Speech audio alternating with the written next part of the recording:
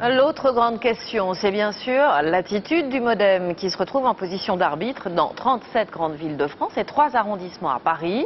À Marseille, on l'a vu dès hier soir, il y a eu fusion avec la liste PS. Mais dans d'autres villes, la stratégie n'est pas du tout la même. En fait, c'est vraiment du cas par cas en fonction des réalités locales. Hélène Hugues, Arnaud Wüst. Courtisé sur sa droite comme sur sa gauche, François Bayrou a finalement tranché. Le MoDem ne donnera aucune consigne nationale pour le second tour. Son président rejette notamment les appels du pied de l'UMP.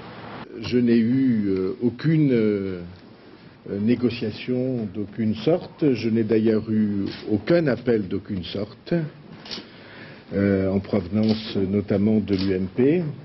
Et je crois que dans tout ça, il y a une immense part de bluff.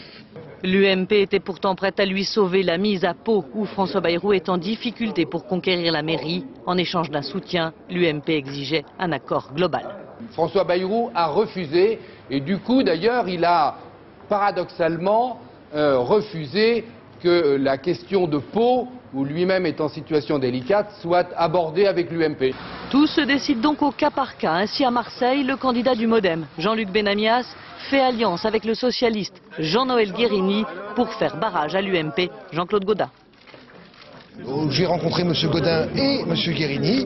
Il s'est avéré, au fur et à mesure de la journée, que entre le programme de M. Guérini et le mien, et les propositions qu'il nous faisait par rapport à l'indépendance du mouvement démocrate dans la future municipalité et la future majorité, étaient plus favorables.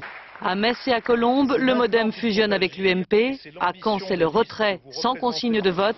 À Paris, Bertrand Delanoë privilégie ses alliés verts et rejette tout partenariat avec le MoDem. Les Parisiennes et les Parisiens qui ont voté pour les candidats du mouvement démocrate dimanche soir s'attendaient à ce rassemblement plus large.